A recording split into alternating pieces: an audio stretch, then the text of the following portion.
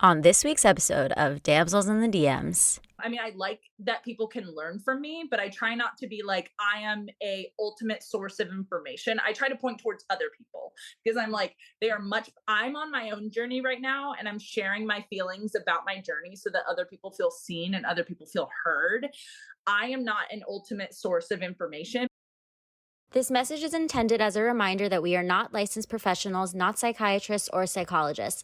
If you have a serious problem, please seek professional help. The National Suicide Hotline is 1-800-273-8255. That's 1-800-273-8255. There's some damsels in the DM. Yes, queen. Tell us what's the vibe. What's the vibe? There's some damsels in the DM. Who? Please tell us what's the vibe. DMs, yeah we see them, yeah we read them. DMs, we don't need them, we just leave them. Please. Yeah. It's going down in the DMs. Bye.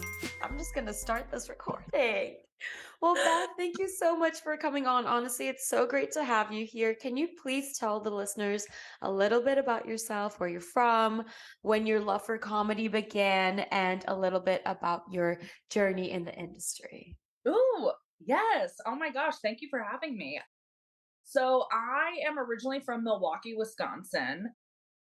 I always really loved performing and stuff, and I found it as like a huge outlet when I was a kid, especially like when I grew up in special ed and I grew up and I wasn't really good at school ever, and I was diagnosed with ADHD when I was very young. So like I didn't really have a lot of things I was very good at, and then like I found like theater and stuff, and I was like, okay, I'm decent at this, I'm good at this. But I even started like making, I kind of realized this when I started like making videos and stuff, was I would make like sketches and videos and stuff like from a young age. And even before when I first saw like iCarly, I remember me and my best friend Tori, we tried to have like our own web show instead of like web series. That's what it was called back then. Like we are just like, oh my God, a web show, or like remember when they called it video cast or a webcast or something on like Zoe 101, or yeah, it's so fun. I rewatched a bunch of Nickelodeon and Disney shows recently.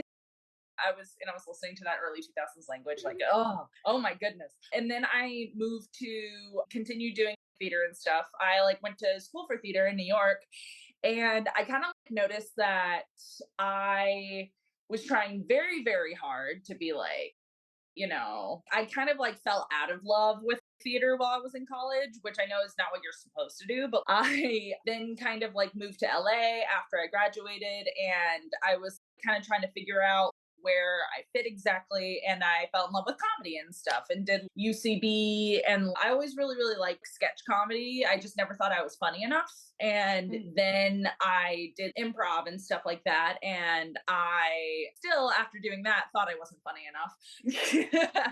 But like, then I kind of found my own little, during the pandemic, I just kind of started doing my own thing online. And then I just really found like my own little corner of the internet of people who thought I was funny, like a lot of people encouraging me, you are funny. It's just really, really hard when you're in a educational setting and like the favoritism goes to be in improv schools, especially, not calling anyone out specifically, but kind of maybe subtweeting those like guys who wear like glasses and flannel and think that they're Seinfeld. Like, yeah, you know what I mean? Yeah, I like completely white know men. what you mean.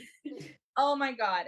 So yeah, that's kind of like what I did. And I really just like fell in love with it. And in that, I fell in love with like kind of, once I got diagnosed with autism, I fell in love with educating people about making comedy videos about like ADHD and autism and stuff, complaining online basically. That's what I was kind of just like fed up and just like, I'm just gonna like share everything online because I don't give a anymore. You know what I mean? So So I want to go back to what you were talking about how you got diagnosed with autism. At what point in your journey in entertainment did that happen, and how did it change anything, or did it not change anything? oh my God, I feel like it changed everything. A few weeks ago, me and one of my other autistic friends who we actually got diagnosed around the same time. I mean, I've been out in LA for 6 years. I've been like in the entertainment industry for like 10, 12. And I was only diagnosed in 2020. And me and my friend were watching this video that this, like, one of those YouTube dating shows. That's how we met. And it didn't work out, but we're friends. It's okay. And we were watching it back, and I noticed I was like stone cold, just like making a face all the time. It was really weird. Like I was just trying, it looked like I was trying to like model or something. Like I was just trying to keep like a stoic face, just trying to keep myself calm. Don't get too excited. Don't move your hands. Don't. And I was like, wow, I don't remember trying to control myself that much, but I got exhausted watching it because I was like, wow, because I did not have this much personality at all. And I kept my answers very short. It was really, really amazing to watch because I was very contained. And I feel like it kind of getting diagnosed with autism kind of made me realize, okay, so I haven't been the problem this whole time. It hasn't been me. So it kind of it made me very relieved, but also very angry. It kind of gave me a case of like this, everyone, everything. And then I was just like, I'm just going to do me. And I don't care who likes it. Or, I mean, I still care a little bit, but it kind of gave me and I feel like that really, really helped. And I kind of noticed that the acting stuff started to like happen a lot more because I think I was just because before I was just being very robotic. And like now I'm just a little bit more myself. And I just never really understood that until I was diagnosed with autism, when I realized, oh, there was nothing ever wrong with me. Definitely Adderall and Prozac helps, but Yeah. Wait, so when you were watching it back, you were saying your personality was very like almost robotic. Is that how you always were before your diagnosis? Or was it just this one instant that you were like, wait, I don't know what was going on over there, but this is not who I am? So I was heavily masking. And for like those who don't know what masking is, it's basically where a neurodivergent person, and this isn't just with autistic people, people with ADHD, people with OCD, bipolar disorder, like also mental illnesses, BPD, and even depression. People with depression also like mask a lot, where you just literally try to appear neurotypical and you basically pick up all of these. And it's very different because I've gotten like a lot of, doesn't everybody do that? It's like very extreme. And you pick up all of these, you repeat things that you heard, like say an instance of masking is like when I was like in college, I heard someone say a joke and other people laughed at it. And so I would repeat the same joke just to appear to be like a funnier person. And I know everyone does that, but it's kind of hard to explain. It's very robotic almost. Like you're just basically building up your own fake persona. So you just don't, it gives you insane identity issues and insane, it's really, really hard to like discover who you are if you're building this fake persona. And where it started building up, I figured out kind of in therapy, was when I was younger. I was very, very extroverted. And of course I was more extroverted to people I was comfortable around and like my close friends. But around everyone else, I was just very robotic, was just heavily masking in front of everyone. I'm guessing it was probably like born out of me experiencing some backlash because I was from my personality. So I learned, okay, this is what you don't do. This is what and of course I had teachers and special ed. They always taught me, don't do this, don't do that. And so it just made everything super robotic. So it's just like, yeah, masking can it can have like heavy, heavy effect. I mean, I still do it. I mean, I've unmasked more through my new like therapeutic techniques and stuff, but it's very, very difficult, especially, and it makes acting school made a lot of sense after that. Why my teachers were always just like, why can't you be vulnerable? And I was like, because I don't know what that is. Yeah. It's really interesting to hear all of this because my cousin has autism. He just turned 16 yesterday, actually. But Oh, awesome. I know, but in my family, it's like we come from an Indian background. So everything, like any mental illness too, and also neurodegenerative disorders, it's like in our community, we don't talk about it. So when I have depression and anxiety, we don't talk about it. It's like, oh, kind of hush, hush, hush, right?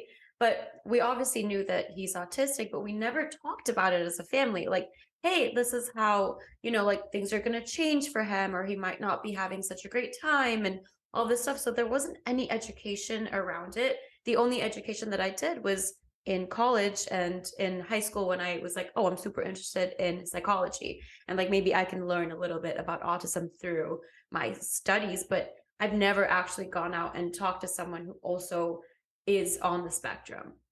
So Mhm. it's really interesting to see, like, I never knew what masking was. And now that you're saying your experience, I'm like, damn, like, yes, I see that. He definitely he's been masking probably like for most of his life. And it's just, it breaks my heart because I wish I did a lot more research into, autism, but I'm going to be seeing him when I go back to England. So hopefully I can change that. Oh, yeah, that's so cool. And like honestly, I always tell people it's we were conditioned to think that, the way we were brought up, we can't help the way we were conditioned. And I always think it's like amazing when people find out these things and just are, oh my God. Like, yeah, it's just am always just like, yes, yes, let's all learn about it. Let's all like, Yeah, yeah, just wonderful to me. And because I literally didn't know these things until a couple of years ago. right. And I mean, I got diagnosed with ADHD when I was young. So I've been like aware of my neurodivergence for a while, but for most of my life, but I never knew that it was this much not my fault. Like, you know what I mean? Yeah. And yeah, it's like, it's exhausting, and having that support from other people being interested in it is just amazing to me. And I'm like, yay, yay, autism is cool. Yay, finally. Yeah. Wait, but Yay. why did you go on the dating show? That's the most important question here. Okay, I didn't think I was going to meet the love of my life on that show. But I mean, it was going to pay $200. I was like, I need money, might as well. They made me out to be the villain though. I got the villain edit, which is kind of iconic because like I'm a huge reality TV fan. And I was like, oh my God. But I remember that was my first little taste of hate comments and stuff. That was way before I had like, I think I had like a thousand followers to my name. And I was literally so upset. I was like, I got the villain edit. They literally made me a villain just because I rescheduled our date a couple times and I was filming something during that summer. So it's like, when you're filming, you have like no time because you're just like Right. on set all the time. But I'm kind of like obsessed with the fact that I got a villain edit. I'm just like, oh, dream come true. That is me. For real. So, It's like, with ADHD as an actress or actor, how do you manage learning lines and all like your focus? You mentioned you're on Adderall now, but is there any challenges that you face? I have ADD and it's really, really hard for me to even, and I'm not on medication anymore. I got off of it because it made me feel robotic. So I weaned myself off of that. But now like just trying to sit down and have all this focus, I don't know, something's not working for me right now. congrats on getting off medicine because that's like really Thank hard. you. Because like I've been trying to wean off of it a little bit because like I've been on it since I was like 7. I'm horrible at learning lines. Like it's actually like kind of the thing I'm the most worst at. And like in college, we did Shakespeare and Jacobean, and I just could not learn it, especially Jacobean because it doesn't have like the pattern. And like Chekhov, hate Chekhov. Oh my God. If I have to read one more monologue about a woman being like, "Oh my God, a man doesn't love me because I'm just like so plain, and there's a bird and there's a tree." I'm like, hate Chekhov. Oh my God. But I hope my acting teacher doesn't hear this. But I kind of figured out my own system after a while. But like, I mean, it's still hard. Luckily, I have an agent that's a disability agent, specifically like specializes in represents performers with disabilities, and she's amazing because I didn't even realize the amount of challenges and the amount of accommodations I could get on set. And she told me in our meeting, and I literally cried in the meeting. I was like, oh my God. It was the most comfortable I've ever felt like in a meeting. And that's when I knew like, okay, this is a great match. Because literally she told me what I think I cried after the meeting. Maybe I was like, but she could probably tell that I was like welling up a little bit. But like just getting extra time and also like I mean, I like what I do now is I literally have to like study something to a T. And I just know that's the way my brain works. I can't be holding a script. I can't. And it's just something that I've adapted to over time. School definitely helped with that, like and stuff. But if I have a lot of commercial auditions and then get a theatrical one, like after like a month of not getting any theatrical, then I'm like, I'm toast. We actually had a guest come on. Her name's Emily, and she was telling us about using teleprompters for auditions, which is I've never thought about doing that. And now, because it's been so much time, so I haven't had an audition since the 24th of February. So I feel like I'm gonna start when everything gets back to normal. I'm gonna test it out. Having a teleprompter for a self tape, like putting your phone up or something. Yeah, Oh, so I think she has an iPad. She's got an iPad out with it's a teleprompter app, I think, or she goes to a studio and they help her. I forgot the name of it, but it's in our episode, so I'll find it and I'll send it to you if I remember. But yeah, there's someone who she goes to who helps her self-tape, and there's a teleprompter there, and she's looking at it, but it looks like she's looking at the reader. Even oh, better, if like a much Oh, cheaper way of doing this that I just tried. I had an audition on Sunday.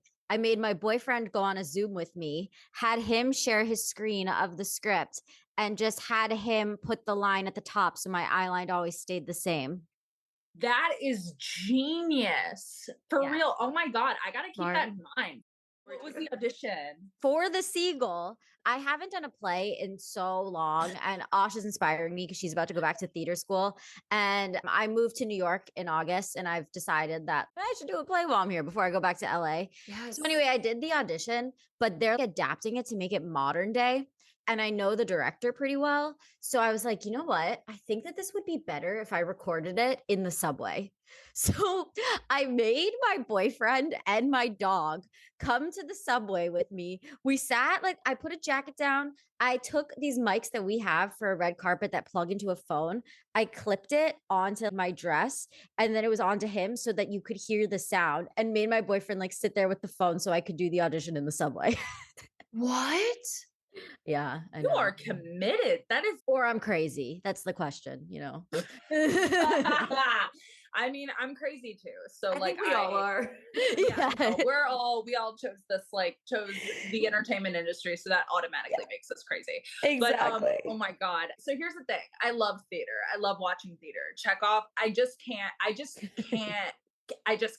You know, there's some plays that you read that resonate with you and some that don't. It's just like film and TV. Some stuff resonates with you and some doesn't. Chekhov, I would rather, stab my big toe than read another Chekhov play. Like I just can't. My brain just hates it. It's just, yeah. Like I said, I really hope my Chekhov teacher doesn't listen to this, but she probably won't. But like, I hope you get it. No, but you know what was better about it was that they're adapting the script to modern day. So he was like, the lines don't matter at all, just improv it. And these are the 3 beats that I wanted you to hit.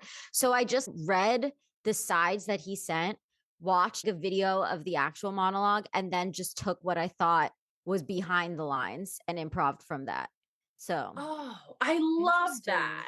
so Oh it my was like God. a cool exercise, actually. Yeah. And I'm crazy and I did it on the subway, but Wait, I love that so much more because what always bothered me was that whenever he wrote for a woman, it's just like, this is the most like, I feel like he always wrote from a woman's perspective, but wrote them as very like, they're desperate for love, yeah. desperate with, which like some of us are, but you know what I mean? Like, it's just desperate for love, desperate for a man to love them. And I feel like if the lines were just changed a little bit, and I don't know, it just really didn't. And all the talk about trees and Eagles, birds. and like I just couldn't. I don't know why. It just like, that was the worst semester of my life.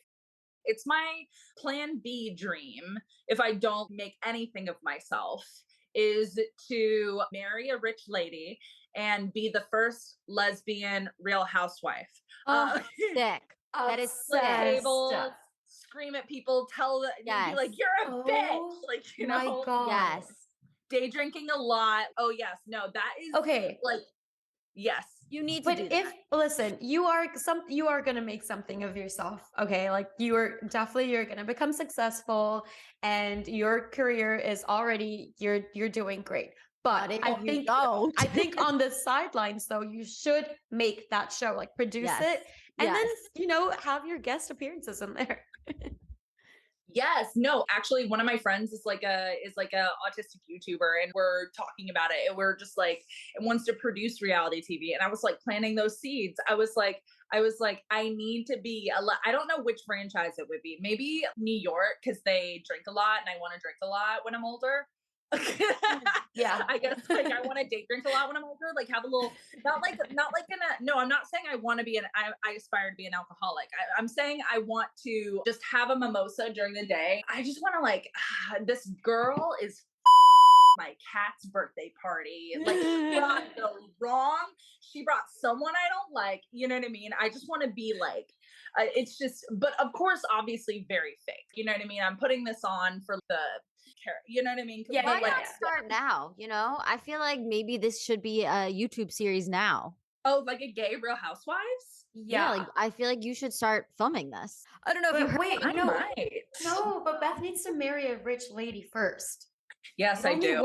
It only works No, but if you're it's if married we to a make it rich person. fictional, Osh. Like it could be like she Oh. starts as fictional and then builds her brand doing this so that she gets to be a real one.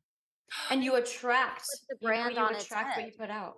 Yeah. Oh, if I like, okay, I'm married to like an OnlyFans girl that makes like millions of dollars. And because let's be real, they make so much money. Yeah, I've dated like a couple of OnlyFans girls, and the amount of money that they fucking make, I was like, literally, I will be your little housewife. I don't care.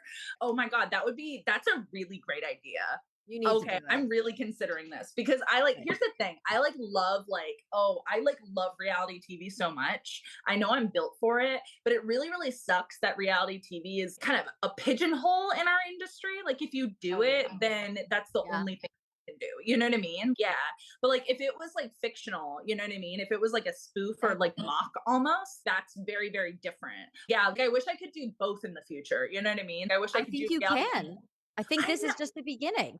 I feel like it's kind of the bridge with Drag Race and stuff. Drag Race has kind of like been bridging the gap between like reality TV and mainstream. Well, also like the Kardashians and like. And what about like Addison Rae? Oh yeah, wait, Yeah, Addison Rae does that True. too. Yeah. Oh yeah, she has that a movie. show. He's all that. Yeah. Yeah, yeah. Oh, and she has a show too. Oh yeah, of course she has a See? show. Yeah, yeah.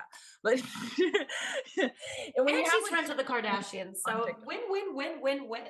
Oh, Anyway, if you need a producer for your new show, I'm oh, available. oh my God, wait, let's make this happen. Let's have, oh my God, yes. Okay, definitely. I'm very in love with this idea. Okay. Oh, my dreams are coming true. Wow, all you have to do is come on this podcast. Who knew? Who knew? Literally, this podcast, we make dreams come true. It's Okay, your yeah, no, tagline. don't make that your tagline. It sounds I've been obsessed Well- with reality TV actually. For my New Year's resolution, I was like, I am not watching reality TV. Like, I need to be productive. And if I hooked to a show, I'm a couch potato and I will watch that show until it's done. And then, like 2 weeks ago, all this drama has been coming out with Vanderpump Rules. And I Yes. was like, God damn it, I need to catch up. So I spent on a Sunday, I was on my couch for 11 hours catching up. And I didn't even get through. Like, I didn't even get through half of season 8. I literally was like, after 11 hours back to back, I don't think I got up to pee like more than like 3 times. I don't know what was going on that Sunday. Gosh, this is why you have anxiety about your move because you sat on a couch for 11 hours. I know. But now I'm done. I'm finally done. I caught up. My friends who were staying with me from Milwaukee, I was like, you guys have to, like, we're not watching anything else on my TV. Like, I have the remote. I'm the captain. We're watching Vanderpump Rules until I get to the bottom of this drama. And I got to the bottom of it, and then the show is over, and I feel like I have nothing to live for. Do you have like some thoughts that you've developed since getting to the bottom of it? I am pissed, okay, because I was Team Raquel because she was getting bullied and people were just so mean to her. And then at the end of the show, she is the one that cheated with her best friend's boyfriend of 10 years. So she Mm. was the villain, but pretending she wasn't the villain. And she got my sympathy. And I was like So you rooting feel for her this whole backstabbed. time. I feel backstabbed. Yeah. I personally am waiting for an apology. I'm sorry for your Oh. loss. And if anyone does not know what we're talking about and you do want one reality TV show to watch, please go watch Vanderpump Rules. It's so good. Oh, I'm not caught up. I've heard about the drama. I'm not caught up on the drama. I didn't know Vanderpump Rules had 8 seasons. I've seen like the first No, like there's 10. there's 10? Wait, I s- holy I've seen Okay. like the first 4. Okay, Okay, yeah. same. So I saw the first 6 and then I took a giant break from it because I was like, this is just, I don't really care.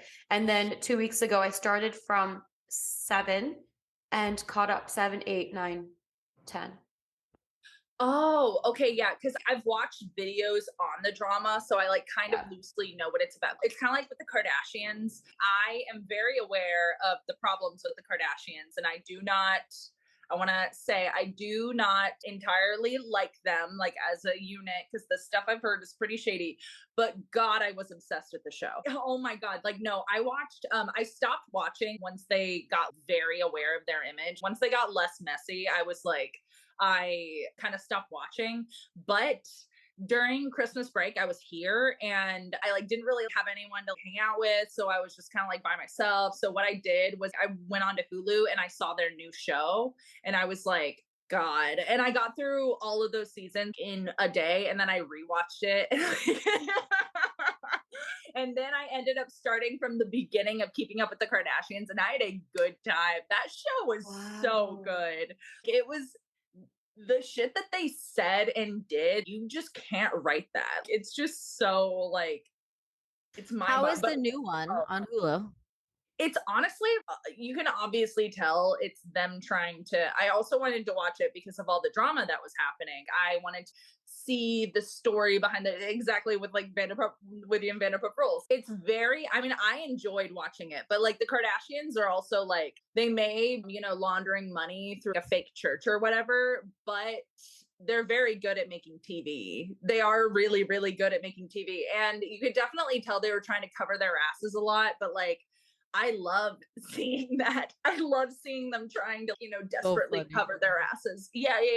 And they were trying to make themselves seem so innocent and pure. There was this one scene of Kylie and Chris going through a car wash, I guess trying to make themselves seem so humble. And they were like, oh my God, like genuinely like, wow, oh, this is so fun.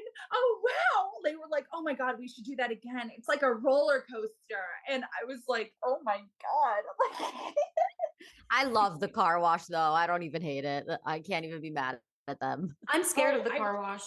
It's so fun. It is so I think fun. there's too many things happening at one time for me. That's what I like about it. I'm like, where do I look? I feel like a squirrel. Squirrel. Yeah.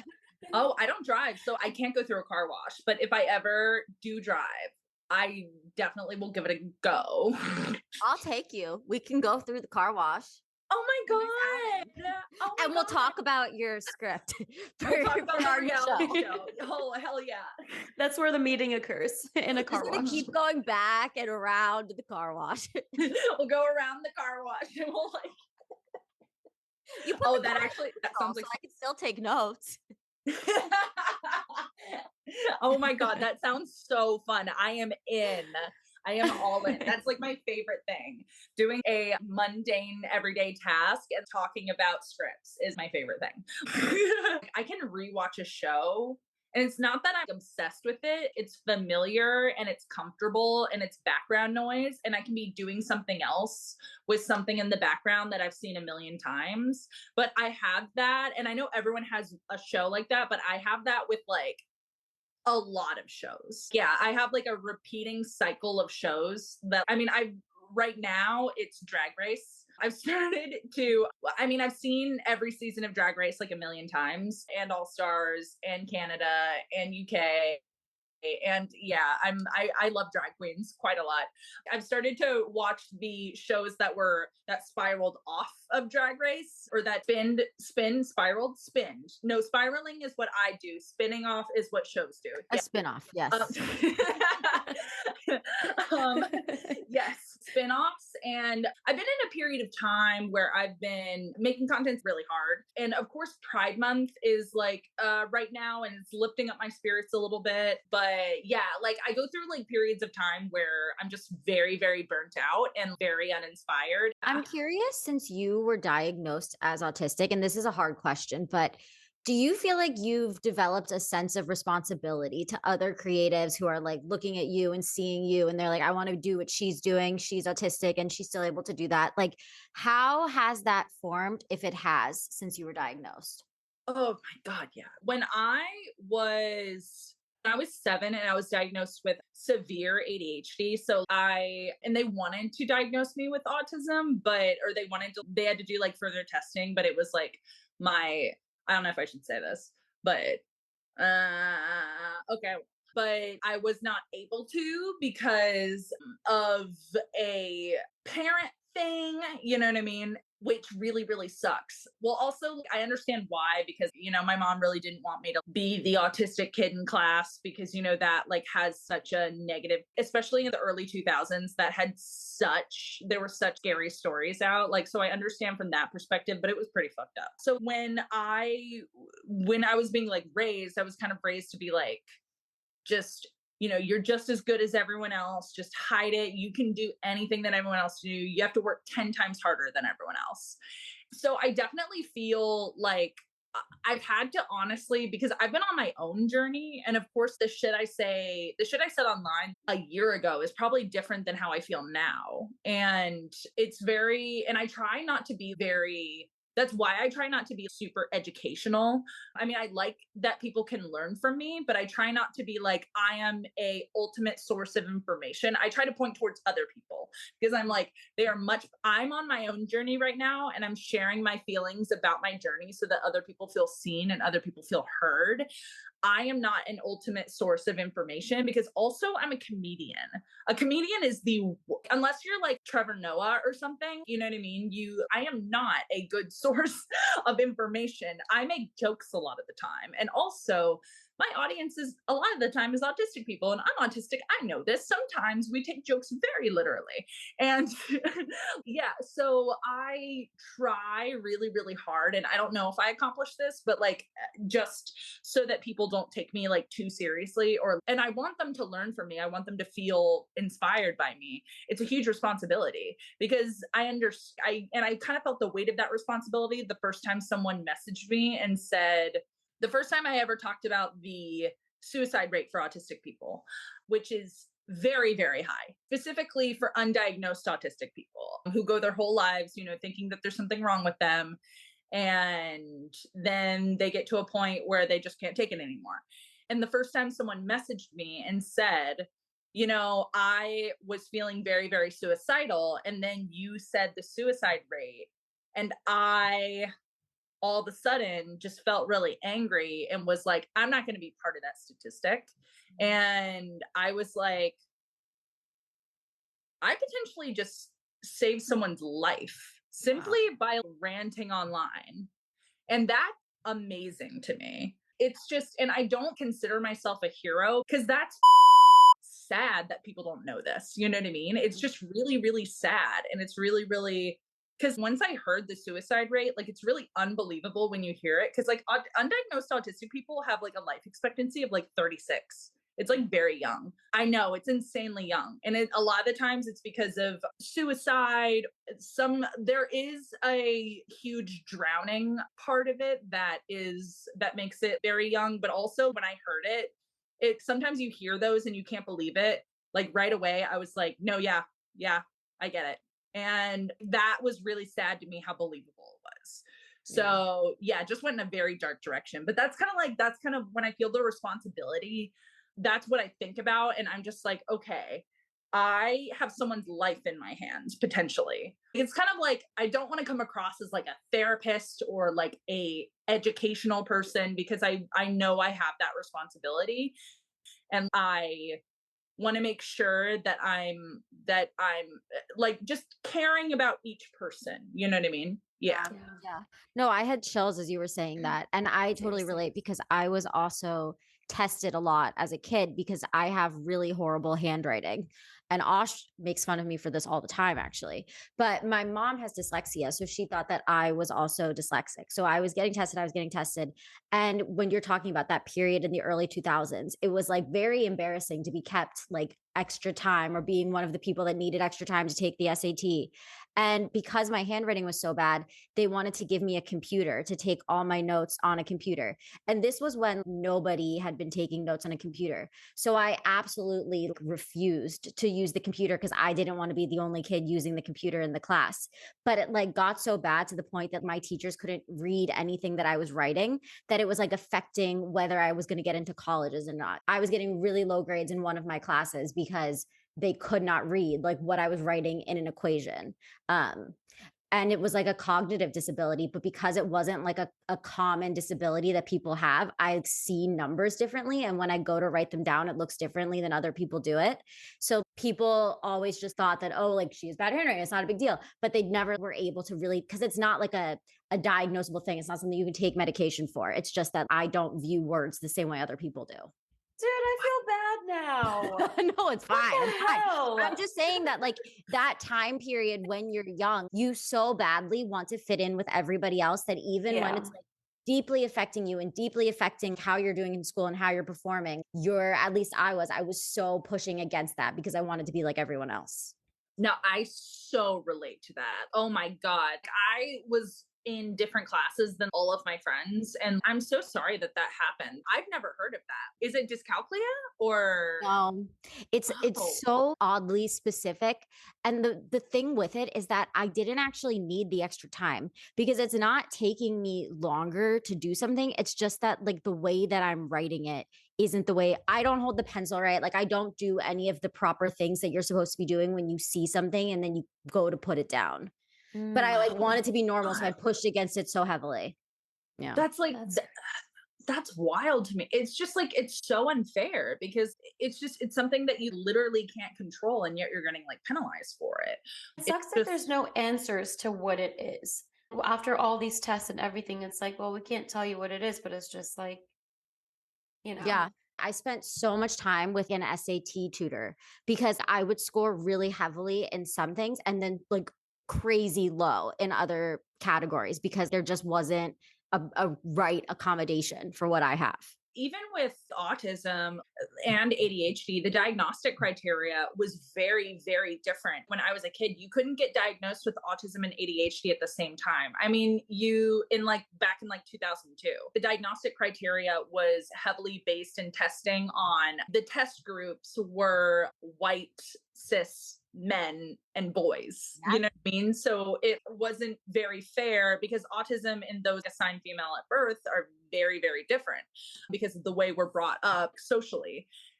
And it's very interesting. It's very interesting how much professionals actually don't know.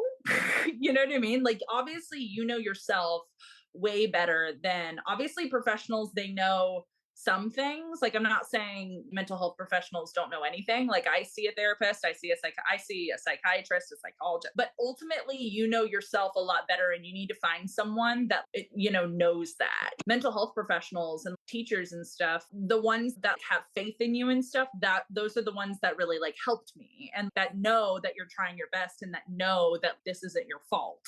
There's some that really just don't help and they're so mean. And I'm like, why? So There's mean. some where I saw this psychiatrist. I initially went to her for my panic attacks, and she was really not helpful at all because all it felt like she was doing was just diagnosing me. She diagnosed me with like 5 things, and that's all it felt like she was there to do, to write prescriptions, get money, and not, she wasn't hearing anything that I was saying.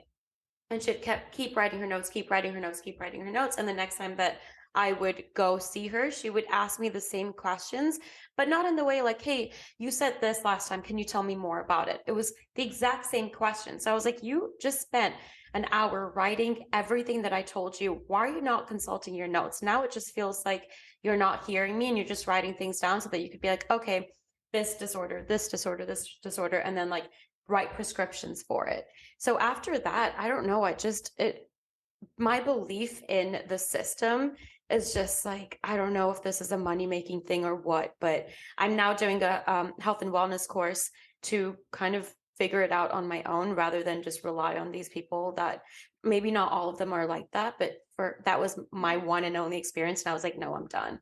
I just am like so selective about the mental health professionals I choose now because it Yeah. needs to be someone who's passionate about it. You know what I mean? Who's passionate about, like, even with my autism diagnosis, I looked for someone specifically who had experience diagnosing women and non binary people.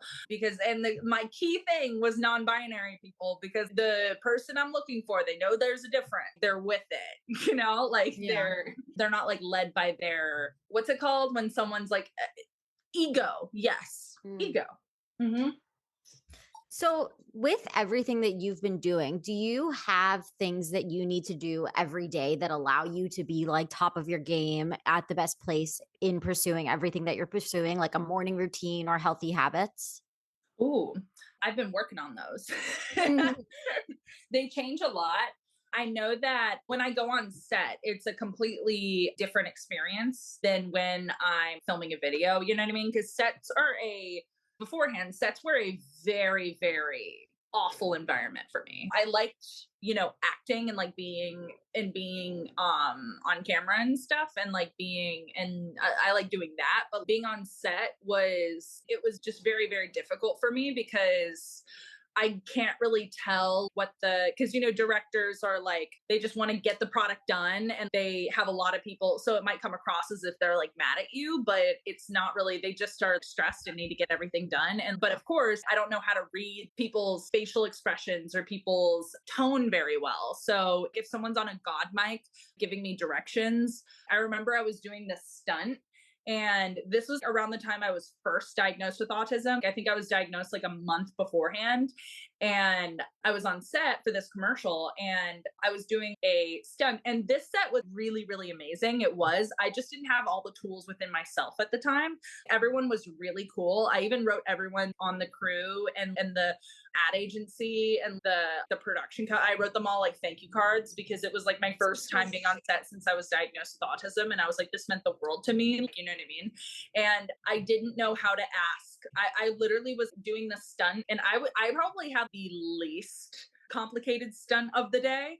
So of course everybody's thinking, okay, all the other actors were fine with these stunts. This actor will be fine with this stunt.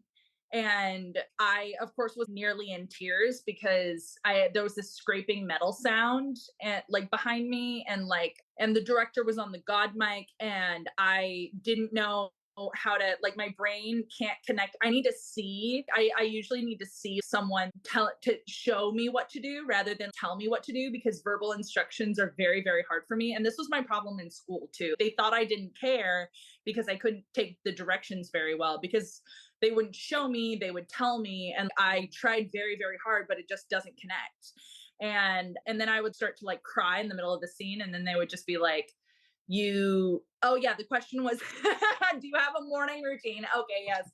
Uh, I, I do this. I'm so sorry. No, but it's so Wait, no, please, interesting. yeah, Yeah, please finish the finish. finish I the wanna story. hear it. Yeah. Like yeah, like, but I would be like, and then they would think that, and then I would cry, and then they would be like, you need to thicken your skin, and then that would make me mad because I'm like, you have no idea what the fuck I've been through. And I'm just sensitive because I've had it and I'm tired, and like, and granted, this is like the best treatment I've gotten on it, you know what I mean? So it's like, this is the best treatment I've gotten on a set. So other sets have been like a complete nightmare. And I mean, some have been like really, really wonderful. But like when I met with my agent and said that I can actually have someone come to set with me who's like a familiar person who can Yeah. who can remind me to drink water, remind me to eat, because that's really, really hard when you're autistic, is remembering to like eat, drink, go to the bathroom, like, because your brain just literally can't, your body just, it's really, really hard to read what's going on in your body. So you know something's off, but you don't know what it is. And it's really, really hard for me to be able to tell when I'm hungry, when I'm thirsty, or when but I'll be like hangry, but then it'll just be like, what's wrong with me? And you know what I mean? And I can actually bring someone to set, and that person is also communicates with the director to me and then communicates it in a way that I will understand. Having my own, and just to know that I had that, I should have been having that. I literally, that's when I broke into tears during my meeting, because I was literally just like, I have never had someone give me that kind of, I mean, it's just like, it's just amazing to me, because it's just like, it was never my fault. I was never the lazy one. Because I believed all of that. Now with my morning routines and stuff, I have like a lot of sensory, because, sensory issues are a big thing for me. This is actually something that helps me. I have a hammock chair that I like lay in, and it kind of like squeezes me. And yesterday, no, Sunday, I had an event for Pride, and it was like this really, really nice pool party and stuff. And it's really, really hard for me to be in environments like that. I mean, I love it because I'm bougie, but I want to be bougie. Like, I want to be a real housewife. I mean, for real. Yes. But it's very, very hard for me to be in social situations like that. So I had a safe person with me, someone else who's also autistic, who makes me feel like, my best friend Verity, who makes me feel very safe, and who's very like, if I feel like I'm being awkward, I can like go to Verity helps me out in conversations, and or calms me down if I'm just feeling very like, or if I need to go away, Verity will like, just kind of, yeah, just really like there.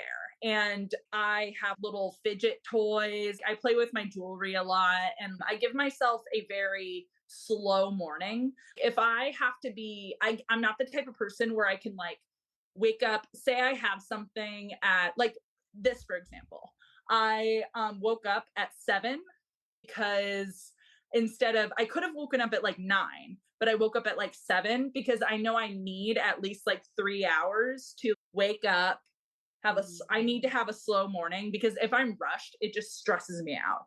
And I now know this about myself, because I understand why I had such a miserable time in college some days, because I didn't give myself that 3 hours to just decompress, watch a couple episodes of like a comfort show, eat some comfort food, just like take my medicine, cuddle with my cat. Like, you know what I mean? I need very, very slow mornings, and that's, I've told that to even some of my friends who aren't autistic, and they say that it helps them so much since they started implementing that. I just make my home and my space like my sensory heaven, my favorite place to be, my just filled with my favorite foods. And I make sure that wherever I'm going, I have a little piece of that with me. And I just to have like I have my comfort show just like on in my headphones. I have like my current comfort show one of those shows that I watch over and over and over again.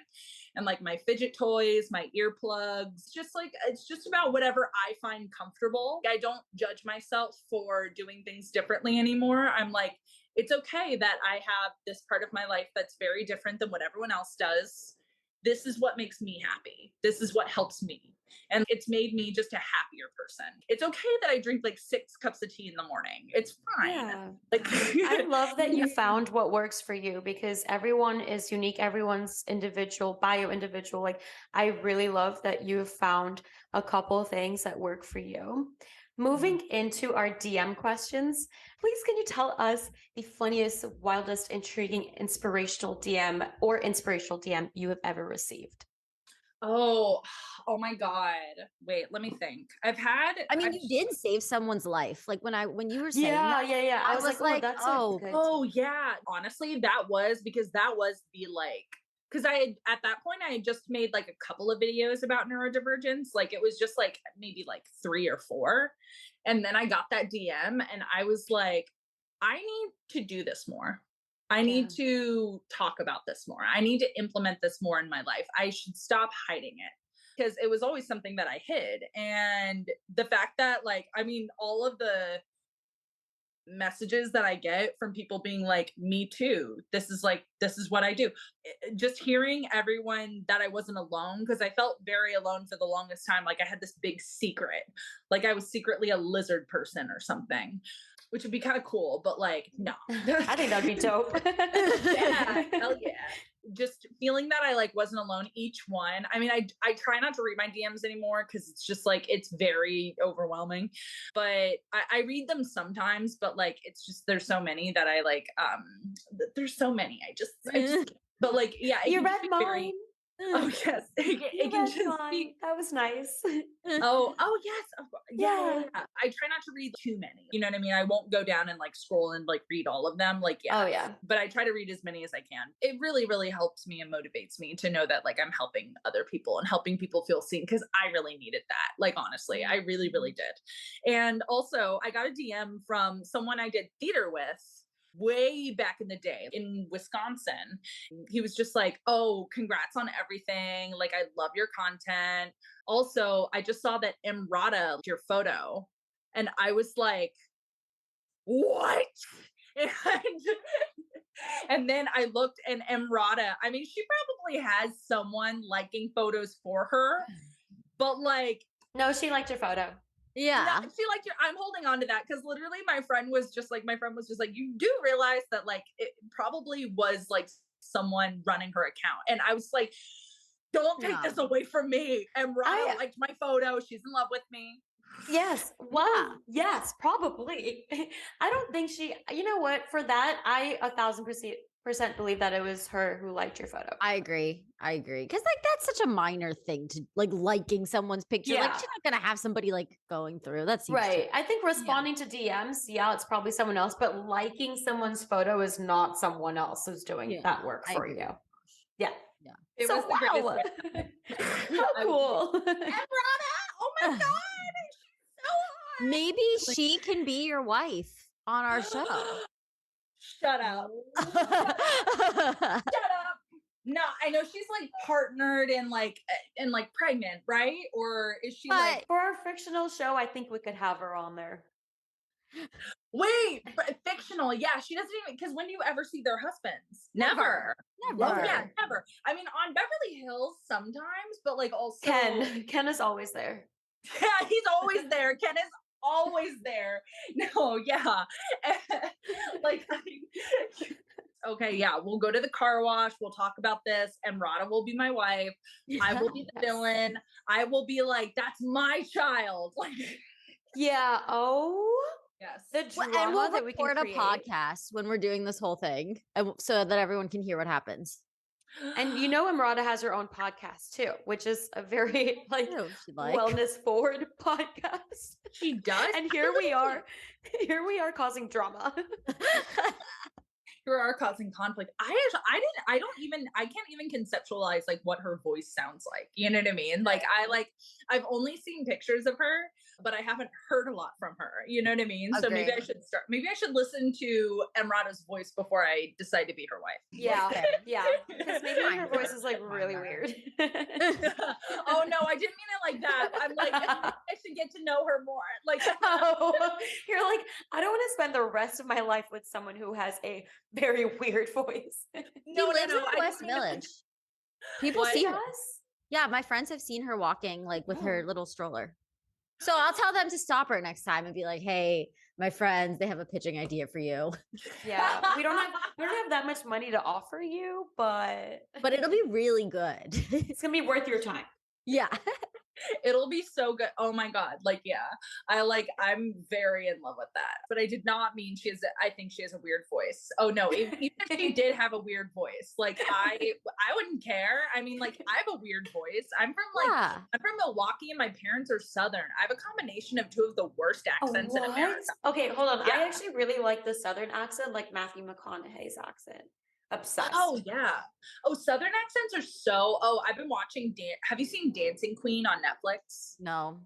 Oh, oh my God. It's so. Did you ever watch Dance Moms? No. No, but I think know I the tried show. to. Wait, I Yeah. think I know who you might be talking. That really sassy girl. Maybe. Really sassy girl. We've been following her since she was like a really small child on Oh, JoJo. Dance Moms. Oh, JoJo. Yes. Yeah. No, JoJo. Oh, I'm obsessed with JoJo. I'm like, I love that she's one of us. God, I love her. I'm not thinking of JoJo. Because JoJo actually was on the Kardashians and she was like friends with North or something, right? Oh yeah, she babysat North. Yeah. I mean, What? Yeah. I That just is can't wait for so JoJo to be strange. like a Lady Gaga. Like I feel like JoJo's gonna be like that. You know what I mean? Like I mean, Yeah. she's already like an icon, but like I can't wait until she's like older and just like yeah, until she's older and she like makes like really insane queer anthems. Like I'm just like I'm so excited. But the dancing queen, Alyssa Edwards, the drag queen.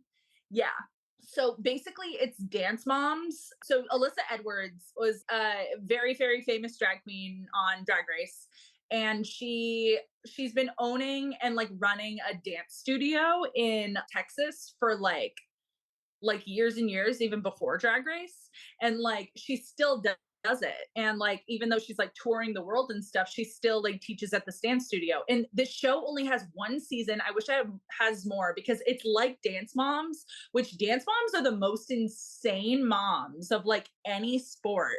Like they're just like my daughter deserved a solo. Like you know what I mean? Like it's like if you ever, I mean, Dance Moms is great minus the child abuse. The child abuse is Mhm. not great, but because Abby does do that. But I say Dancing Queen is like Dance Moms minus the child abuse plus Alyssa Edwards, which is like Alyssa's so funny. She's just like very extra, and it's just like land those turns, girl. Like you know what I mean? Like it's just so funny. And seeing like, especially with what's happening right now with like the drag bans and stuff, seeing like, a drag queen who's like passionate about teaching children and just seeing like the kids be very inspired by her. It's so good. I wish it had more than one season. It's so good. And the moms are so funny and so like insane. I love it. Like I just love angry moms. It's so funny. I'm adding that to my list of reality TV shows that I shouldn't be watching, but I might watch. Oh, gonna get so depressed by the end because you're gonna be like, who's on the elite team? Like for real. It's just like it's because it only got one season, and but I highly recommend it. Dancing Queen, it's so good. So good. Adding it. Oh, So the DM of the week asks, and I'm going to change it a little bit because it's just boxing you in as a comedian, and I think you are a lot more than that. So I'm going to ask it as, what's your favorite part of being in this industry, content creator, comedian, actor? ooh, I mean, like I just love the different like I genuinely love, like my favorite thing to do is to sit with people and like listen and talk about what I'm passionate about. Like obviously you've noticed I love to talk. But hearing what other people are passionate about and hearing other people's perspectives and point of views, and like even when it's something really sad and kind of injustice, or hearing what people have been through, I just love hearing other people's perspectives and hearing like a good idea for like I mean, it's like my ultimate goal in this industry, and I'm kind of using social media to accomplish that. I'm not sure really how yet, but I really want to like make a sitcom like Schitt's Creek. Like that's like my dream, like you know what I Yes. mean. Oh, Schitt's Creek is like my favorite, besides Avatar: The Last Airbender, my favorite show of all time. It's I gold. Oh, it's comedy gold. I just love it so much. It's just awkward as hell and just so funny. I just love it. And my favorite thing in the world, like when we were talking about like a good show idea, that is like just getting really excited about that. That's what like sparks my brain and like lights it on fire. Like, oh my God, let's create this and this and this and this and this. I love the like connections I can make with people because I find it very hard to connect with people sometimes. And I love connecting with people through a good idea, and through a good idea that will make people laugh and make people happy and make their days better. And hearing other people's perspectives and other people's ideas, like when someone tells me their good idea for a TV show, or like their good idea for a movie or script, or tells me about like a project that they're working on that's really good, I get so excited. I get stupid excited for them, like for real. Not in a way that like, oh, I need to be a part of this. Like, I mean, it's great if I can be, but like that's not the forefront thing on my mind. It's I'm so happy for this person because that's so cool and I can't wait to see that. You know what I mean? Yeah. I just get stupid excited for like good shit and good content, and like for people's stories to be told. You know what I mean? Like that's what really makes me happy. I I love think that's the that. perfect way to close this out. Beth, thank you so much for being here. Can you tell our listeners where they can find you and stay up to date on everything that you're working on? Thank you for having me, Beth. This is so much fun. For We're real. so Like happy you came the on. best time Yes. ever. You can find me on Instagram at Beth Burnham and on TikTok at Beth Burnham with 2 M's. Yes, honestly, thank you so much for coming on. You are such a delight, and just learning more about you, getting to know you has been so awesome. And I'm so happy that you said yes and that we got to connect. Thank you so much for having me. This was the best time ever. Y'all are lovely. And we gotta, girl, we gotta at the car wash. We have a big show coming up, actually. This is just the beginning. So, Yeah, this is just the beginning. Oh my God. Yeah. No, this was. DMs, yeah, we see them, yeah, we read them. DMs, we don't need them, we just leave them. Please. Yeah. It's going down in the DMs. Bye.